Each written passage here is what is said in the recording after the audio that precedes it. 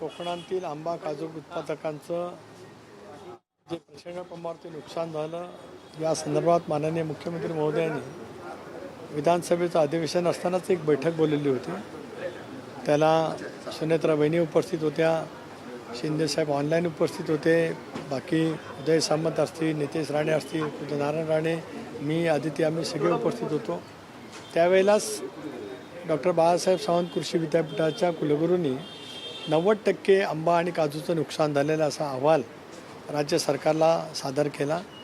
त्याच वेळेला आम्ही सर्वांना विनंती केली की या संदर्भामधले सरकारने निर्णय त्या ठिकाणी घ्यावा.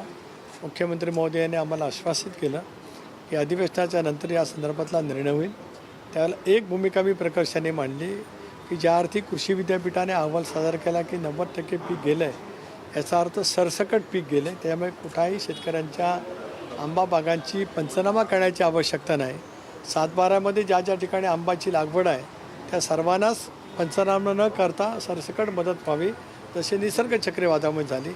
तोही मुद्दा मुख्यमंत्री महोदयांनी मान्य केला. तदनंतर 22,000 रुपये प्रति हेक्टरी ही मदत त्या ठिकाणी घोषित झाली.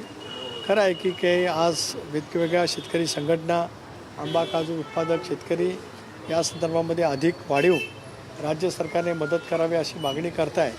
कोकणातला ते एक लोकसभा सदस्य या नात्याने, कोकणातला आंबा उत्पादक शेतकरी या नात्याने माझी सरकारकडे मागणी आहे की यावेळेचं झालेलं अपरिमित नुकसान हे लक्षामध्ये घेता शक्य होईल तेवढं अधिकाधिक नुकसान भरपाई किंवा मदत करण्याचा प्रयत्न, नुकसान भरपाई आपण त्याला म्हणू शकत नाही, पण मदत करण्याचा विचार राज्याचे लोकप्रिय मुख्यमंत्री देवेंद्रजी, उपमुख्यमंत्री एकनाथराव शिंदेसाहेब आणि सुनेत्रा वहिनीच्या नेतृत्वाखालच्या सरकारने घ्यावा अशी माझीसुद्धा ठामपणाने त्या ठिकाणी मागणी आहे. धन्यवाद.